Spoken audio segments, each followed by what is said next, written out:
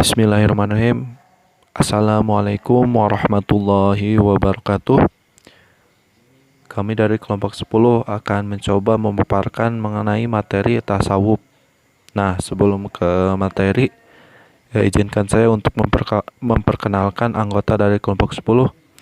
Yang pertama ada Teh Asawira Dewangga, kemudian ada Ajeng Aziza Pauzia, kemudian ada Erlina Mardianti, kemudian ada saya sendiri, Habil Abdul Jalil, dan yang terakhir ada Ilwan Girana.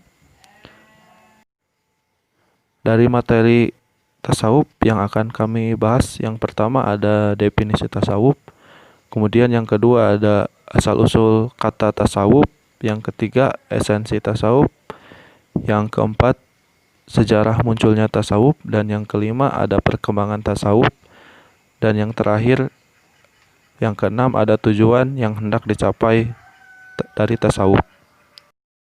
Nah, untuk pembahasan pertama mengenai definisi tasawuf yang akan coba saya jelaskan. Nah, untuk definisi tasawuf sendiri secara bahasa atau secara etimologi, tasawuf itu berasal dari kata sufah yang berarti serambi Masjid Nabawi yang didiami oleh sebagian sahabat Ansor. Nah, kemudian ada pula yang mengatakan berasal dari kata saf yang berarti barisan, sofa yang berarti bersih atau jernih, dan sufanah yang yakni nama kayu yang bertahan di padang pasir. Kemudian secara terminologi atau secara bahasa, menurut Imam Ghazali dalam kitabnya Ihya al-Ulumuddin, tasawuf adalah ilmu yang membahas cara-cara seseorang mendekatkan diri kepada Allah Subhanahu wa taala. Dan yang kedua dari Ibnu Khaldun dalam bukunya Al-Munajat, Munajat Sufi, tasawuf adalah sebagian ilmu dari ajaran Islam yang bertujuan agar seseorang tekun beribadah dan memutuskan hubungan selain Allah, hanya menghadap Allah semata, menolak hiasan-hiasan duniawi, serta membenci sesuatu yang memperdaya manusia dan menyendiri menuju jalan Allah dalam khalwat untuk beribadah. Selanjutnya, untuk pembahasan selanjutnya akan dibahas oleh rekan saya. Kedua adalah asal-usul kata tasawuf. Al-Qushairi dalam Al-Risalah Al-Qushairiyah mengatakan bahwa pada generasi pertama atau zaman sahabat dan yang sesudahnya atau zaman para tabi'in, mereka lebih menyukai sebagai penghormatan apabila mereka disebut sebagai sahabat. Pada saat itu, istilah seperti abid, jahid, dan sufi belum dikenal. Istilah tersebut kemudian populer setelah zaman generasi sahabat dan para tabi'in. Asal mula tasawuf berasal dari kata sufi. Terdapat beberapa pendapat yang berbeda di antara asal mula kata tasawuf ini. Di antaranya ada yang menganggap bahwa secara lahiriah sebutan tersebut hanya semacam gelar saja, sebab dalam bahasa Arab tidak terdapat akar katanya atau asal mulanya. Menurut sejarah, orang yang pertama kali memakai kata sufi adalah seorang jahid bernama Abu Hasim Al-Kufi yang berasal dari Irak. Kemudian terdapat 5 teori mengenai asal kata dari sufi itu. Nah, teori ini sering dikemukakan oleh para penulis tasawuf. Di antaranya yang pertama adalah kata tasawuf itu adalah berasal dari bahasa Arab, dari kata suf yang artinya bulu domba. Orang-orang sufi itu biasanya memakai pakaian dari bulu domba yang kasar sebagai lambang kesederhanaan dan kesuciannya. Dalam sejarah, orang yang pertama kali menggunakan kata sufi adalah seorang jahid bernama Abu Hasim Al-Kufi yang berasal dari Irak. Kedua, Ahal as-Sufah. Ahal as-Sufah adalah orang-orang yang ikut hijrah dengan Nabi dari Mekah ke Madinah. Mereka adalah orang-orang yang kehilangan harta. Mereka juga berada dalam keadaan miskin dan tidak memiliki apa-apa. Mereka tinggal di serami Masjid Nabi dan tidur di atas batu dengan memakai pelana sebagai bantal. Pelana ini disebut sufah. Walaupun hidup miskin, ahal sufah hatinya baik dan mulia. Gaya hidup mereka tidak mementingkan keduniaan yang bersifat materi, tetapi mereka itu lebih mementingkan akhirat yang bersifat rohani. Mereka itu miskin harta, tetapi karya budi yang mulia. Itulah sifat-sifat kaum sufi. Ketiga, syafi, yang artinya adalah suci. Orang-orang sufi adalah orang-orang yang mensucikan dirinya dari hal-hal yang bersifat keduniaan. Mereka melakukan latihan yang berat dan dalam jangka waktu yang lama untuk menghasilkan hal ini. Dengan demikian, mereka adalah orang-orang yang disucikan. Keempat, Sofia, berasal dari bahasa Yunani Sofia ini, yang artinya adalah hikmah atau filsafat. Jalan yang ditempuh oleh orang-orang sufi ini memiliki kesamaan dengan cara yang ditempuh oleh para filosof. Mereka sama-sama mencari kebenaran yang berawal dari keraguan dan ketidakpuasannya. Yang terakhir dan yang kelima adalah saf. Saf ini adalah istilah yang sering kita dengar ketika sholat berjamaah. Nah, halnya orang yang sholat pada saf berjamaah gitu, terutama pada saf pertama, akan mendapatkan kemuliaan dan pahala yang utama. Demikian pula orang-orang sufi yang dimuliakan Allah Subhanahu wa taala, dan mereka mendapatkan pahala karena dalam salat berjamaah mereka selalu mengambil saf yang pertama.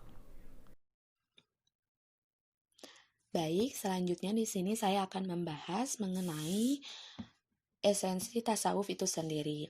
Nah, ajaran tasawuf itu mengandung esensi etika atau akhlak yang berlandaskan pada pembangunan moral manusia.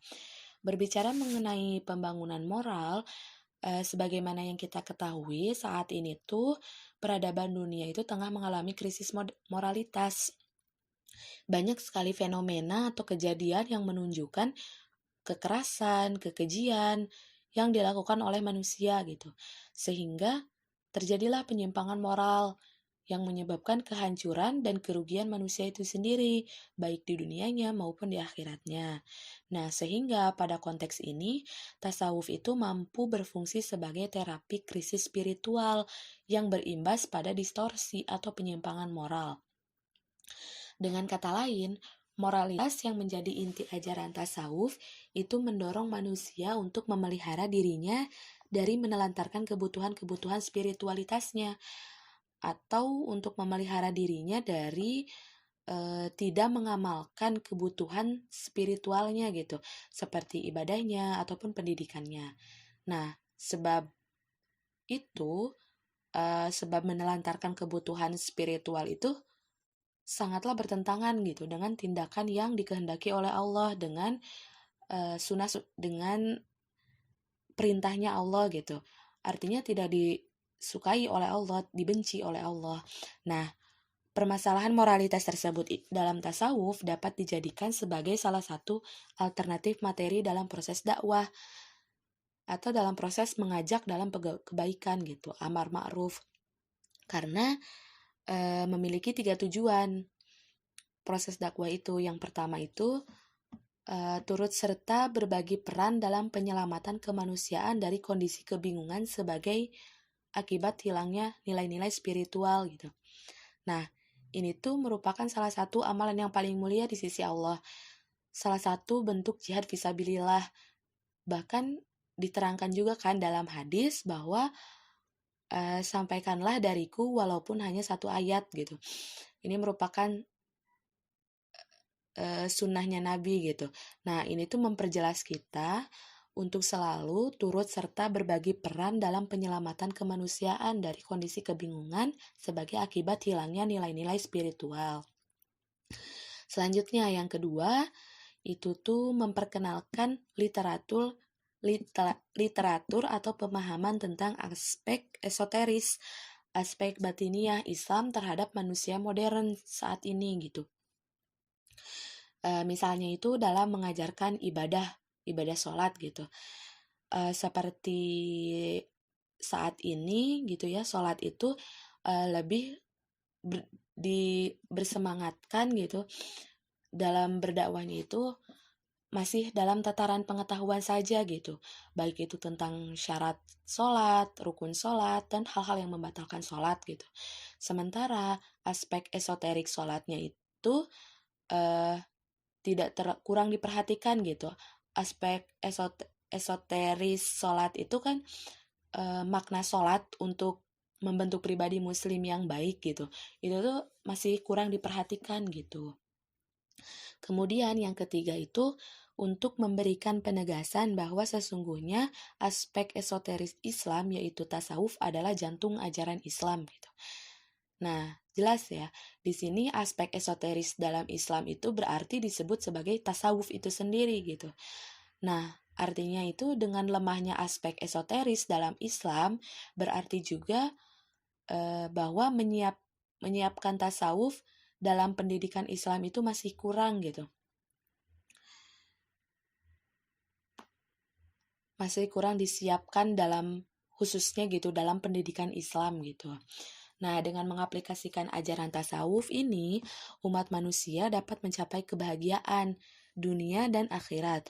Pastinya ya itu. Karena kebahagiaan ini tuh dapat dicapai dengan maksimal tanpa harus meninggalkan atau mematikan yang satu untuk mendapatkan yang lain gitu.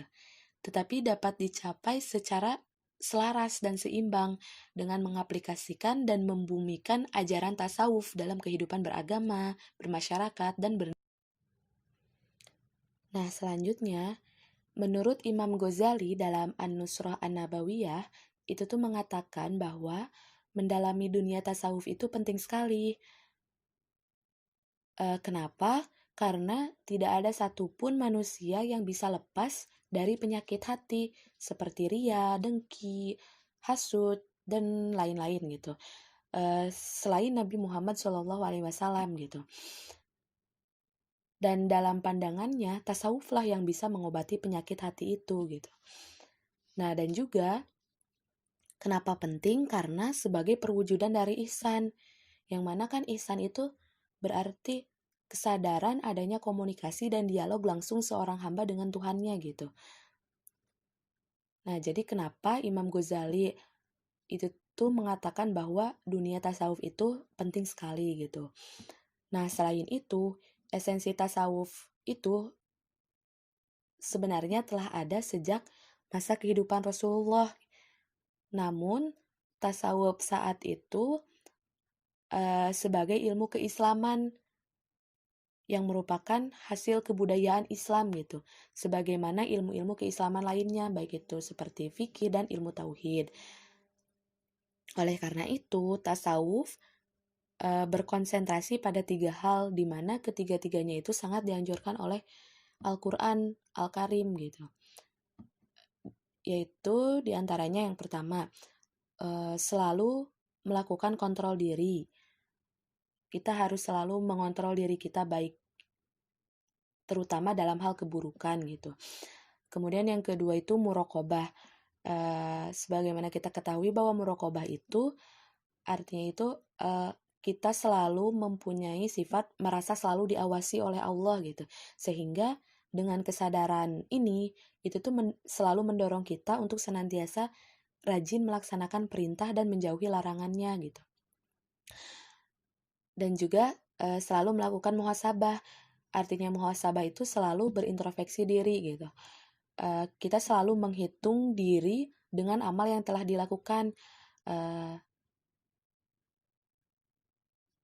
Artinya itu sudah seberapa jauh, sudah seberapa banyak sih amal baik yang kita dilakukan, yang telah dilakukan gitu.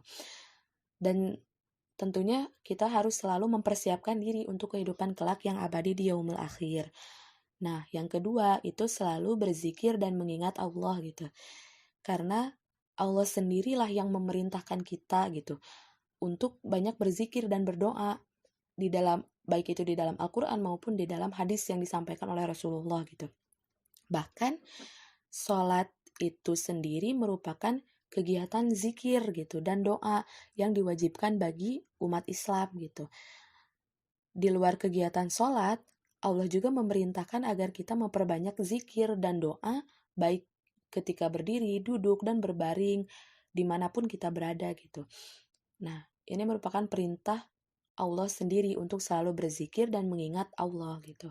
Kemudian yang ketiga itu menanamkan sifat zuhud, di mana zuhud itu artinya itu meninggalkan sesuatu yang tidak bermanfaat untuk kehidupan akhirat. Artinya itu kita lebih mengutamakan akhirat daripada dunia gitu. Terus menanamkan cinta damai, tidak ada pertengkaran ataupun permusuhan, terus menanamkan sifat jujur, menanamkan sifat sabar, syukur, tawakal, dermawan, dan ikhlas. Yang keempat adalah sejarah munculnya tasawuf. Nah, tasawuf ini mulai tumbuh dan berkembang itu sejak zaman Nabi Muhammad SAW, karena misi kerasulannya yang meliputi ajaran-ajaran yang berkaitan dengan akidah yang merupakan keyakinan atau keimanan, ibadah, dan akhlak. Bahkan sebelum beliau diangkat secara resmi oleh Allah Subhanahu wa taala sebagai rasulnya, kehidupan beliau sudah mencerminkan ciri-ciri dan perilaku kehidupan sufi yang bisa dilihat dari kehidupan sehari-hari beliau yang sangat sederhana, di samping menghabiskan waktunya dalam beribadah dan bertakarub kepada Allah. Kemudian dalam ayat-ayat Al-Quran juga Rasulullah SAW mengajarkan tasawuf kepada umatnya. Penanaman akhlak pada masa Rasulullah SAW itu meliputi berbagai dimensi kehidupan yang lebih memfokuskan kepada keteguhan dan kesabaran umat Islam untuk menghadapi tekanan dan himpitan oleh kaum kafir Quraisy. Pada saat Rasulullah SAW berada di Madinah, pembinaan akhlak lebih ditekankan pada aspek kemasyarakatan. Pembinaan pada masa ini lebih mengarah pada pola interaksi umat Islam kepada sesama muslim dan kepada kaum non-muslim, yaitu Yahudi dan Nasrani. Ajaran tasawuf pada masa ini itu meliputi kasih sayang, saling menghargai dan menghormati, menolong, berbuat baik kepada kedua orang tua, solidaritas antar sesama, dan lain sebagainya. Yang kelima adalah perkembangan tasawuf. Nah, dalam sejarah perkembangannya ini, tasawuf dibagi menjadi beberapa periode dengan karakteristik yang berbeda-beda. Pada periode pertama, yaitu abad pertama dan kedua Hijriyah, yang hadir pada masa sahabat dan masa tabi'in. Pada masa sahabat ini, para sahabat dalam kehidupan sehari-harinya selalu mencontoh kehidupan Rasulullah SAW yang serba sederhana dan hidupnya semata-mata diabadikan kepada Allah Subhanahu wa taala. Pada abad pertama Hijriyah, para ulama tasawuf hanya berada di beberapa kota saja yang tidak jauh dari kota Madinah, seperti kota Mekah, Kufah, Basrah, dan beberapa kota kecil lainnya. Kemudian pada abad kedua Hijriyah, ulama-ulama tersebut mulai menyebar ke berbagai negeri di wilayah kekuasaan Islam, sehingga pada abad pertama dan kedua Hijriah ini ditandai dengan kemurnian tasawuf itu sendiri dibandingkan dengan kemurnian tasawuf pada abad-abad sesudahnya. Kemudian periode kedua yaitu abad ketiga dan keempat Hijriyah. Pada abad ketiga Hijriyah ini, tasawuf mulai berkembang pesat yang ditandai dengan adanya segolongan ahli tasawuf yang mencoba menyelidiki inti ajaran tasawuf yang berkembang pada masa itu, sehingga mereka membaginya menjadi 3 macam, yaitu tasawuf yang berintikan ilmu jiwa, ilmu akhlak, dan metafisika. Kemudian pada akhir abad ketiga Hijriah ini timbul perkembangan baru dalam sejarah tasawuf yang ditandai dengan munculnya lembaga pendidikan dan pengajaran yang di dalamnya terdapat kegiatan pengajaran tasawuf dan pelatihan rohaniah. Kemudian pada abad keempat Hijriah ini ditandai dengan kemajuan ilmu tasawuf yang lebih pesat dari sebelumnya karena usaha maksimal para ulama tasawuf untuk mengembangkan ajaran tasawuf. Akibatnya, kota Baghdad yang menjadi satu-satunya kota terkenal sebagai pusat kegiatan tasawuf yang paling besar tersaingi oleh kota-kota besar lainnya. Sehingga pada periode kedua ini, yaitu abad ketiga dan keempat Hijriah ini ditandai dengan Semakin kuatnya unsur filsafat yang memengaruhi corak tasawuf karena banyaknya buku filsafat yang tersebar di kalangan umat Islam, hasil terjemahan orang-orang Muslim sejak permulaan Daulah Abbasiyah. Kemudian periode ketiga yaitu abad ke-5 Hijriah. Ajaran filsafat Neoplatonisme, filsafat Persia dan India banyak mewarnai ajaran tasawuf sehingga mewujudkan corak tasawuf falsafi yang sangat bertentangan dengan ajaran tasawuf pada masa sahabat dan tabi'in. Karena itulah pada abad ke-5 Hijriah ini terdapat 3 golongan, yaitu fuqaha, ahli tasawuf, dan ahli tasawuf teologi atau ahli tasawuf sunni. Kemudian Imam Ghazali mengembalikan citra ahli tasawuf di kalangan umat Islam dengan mempertemukan ilmu zohir, ilmu syariat, dengan ilmu batin, ilmu tasawuf, dan berusaha memurnikannya dari unsur-unsur filsafat yang dinilainya membingungkan umat Islam.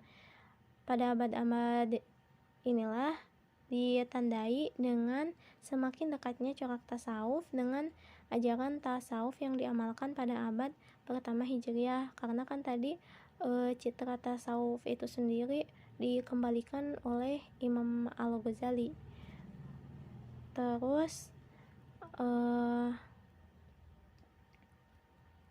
pada periode keempat yaitu abad ke-6, ke-7, dan ke-8 Hijriah. Pada abad ke-6 Hijriah itu beberapa ulama tasawuf sangat berpengaruh dalam perkembangan tasawuf, yang mana ulama-ulama tersebut yaitu As-Suhrawardi Al-Maktul dan Al-Ghaznawi. Kemudian pada abad ke-7 Hijriah juga terdapat beberapa ulama yang sangat berpengaruh dalam perkembangan tasawuf ini, yaitu Unzar Ibnul Farid, Ibnu Sabi'in, Jalaluddin Arumi. Nah, sehingga pada periode ini ditandai dengan banyaknya pengarang kaum sufi yang mengemukakan pemikirannya tentang ilmu tasawuf, tetapi pemikiran mereka tidak mendapat perhatian yang sungguh-sungguh dari umat Islam. Tujuan yang hendak dicapai tasawuf. Tasawuf bertujuan untuk pembinaan aspek moral. Aspek ini meliputi perwujudan kestabilan jiwa yang berkesinambungan, penguasaan dalam pengendalian hawa nafsu sehingga manusia konsisten dan komitmen hanya kepada keluhuran moral. Tasawuf yang bertujuan moralitas ini pada umumnya bersifat praktis. Tasawuf yang bertujuan marifatullah melalui penyikapan langsung oleh metode al-kasfi al-hijab. Tasawuf jenis ini selalu bersifat teoritis dalam seperangkat ketentuan khusus yang diformalitaskan secara sistematis analitis. Tasawuf yang bertujuan untuk membahas bagaimana sistem pengenalan dan pendekatan diri kepada Allah secara mistis filosofis, pengkajian garis hubungan antar Tuhan dan dengan makhluk, terutama hubungan manusia dengan Tuhan, dan apa arti dekat dengan Tuhan, dalam hal apa makna dekat dengan Tuhan itu. Terdapat 3 simbolisnya itu. Dekat dalam arti melihat dan merasakan kehadiran Tuhan dalam hati. Dekat dalam arti berjumpa dengan Tuhan sehingga terjadi dialog antara manusia dengan Tuhan dan makin dekat. Yang ketiga adalah menyatukan manusia dengan Tuhan, sehingga yang terjadi adalah menolong antara manusia yang telah menyatu dalam iradat Tuhan. Untuk kesimpulannya, tasawuf muncul sebagai akibat dari ketidakselarasan kondisi sosial, politik pada masa setelah sahabat yang jauh dari nilai-nilai seperti masa lalu untuk kembali ke jalan Islam yang lurus dengan mendekatkan diri kepadanya. Tujuan akhir tasawuf ini sendiri adalah etika murni atau psikologi murni yang mencakup 1. Penyerahan diri sepenuhnya kepada kehendak mutlak Allah. 2. Penanganan secara total keinginan-keinginan pribadi dan melepas diri dari sifat-sifat jelek. 3. Pemusatan pada perenungan terhadap Tuhan. Tiada yang dicari kecuali Dia. Sebenarnya, tidak perlu ada pertentangan pada ajaran tasawuf yang tidak sepenuhnya ada dalam ajaran Islam. Hal yang penting adalah bagaimana kita bisa selalu berupaya untuk mendekatkan diri kepada Allah dengan menjadikan syariat Islam sebagai pedoman untuk mencapai hakikatnya. Sekian pembahasan dari kelompok 10. Lebih dan kurangnya mohon dimaafkan. Jika ada yang ingin bertanya, boleh ditanyakan dan kita diskusikan di grup WA grup Ilmu Akhlak. Wassalamualaikum warahmatullahi wabarakatuh.